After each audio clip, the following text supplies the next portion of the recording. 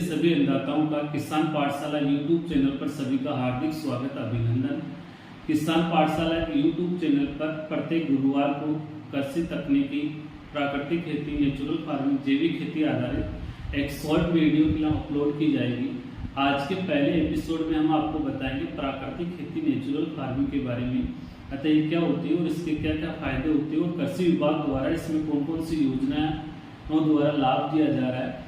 प्राकृतिक खेती यानी कि प्राचीन जो संसाधन होते हैं उस पर आधारित जो खेती होती है उसे प्राकृतिक खेती कहते हैं। जैसे कि रासायनिक खादों की जगह हम जैविक खादों का प्रयोग करें, केमिकल वाली जो दवाएं उनकी जगह हम जैविक दवाइयों का प्रयोग करें, और जो खरपतवारों को मारने के लिए खरपतवार नाशी का प्रयोग करते हैं उनकी जगह हम निराई गुड़ाई करके खरपतवारों को निकाल सकते हैं।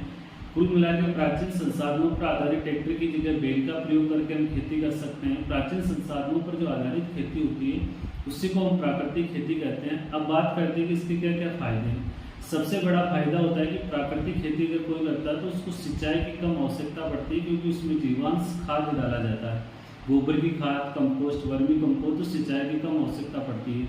इसके अलावा जो रासायनिक खादों के प्रयोग से भूमि जो कठोर होती है, कठोर परत उसमें बन जाती है।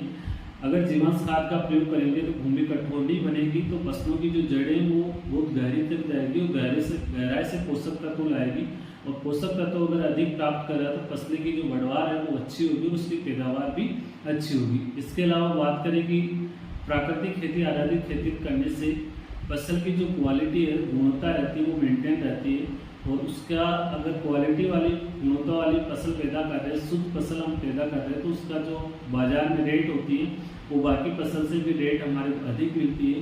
और कई बार तो अपने आप को भी शर्म आती है कि हम किसान परिवार से हैं, क्योंकि कई सारे लोग किसान होते हुए भी मूंगफली और सरसों घर में पैदा हो रही है, फिर भी उसका जो तेल का पिपा लाते हैं बाजार से लाते हैं, और ये कहते हुए हवाला देते हैं कि मेरे पास टाइम नहीं है तेल निकलवाने का।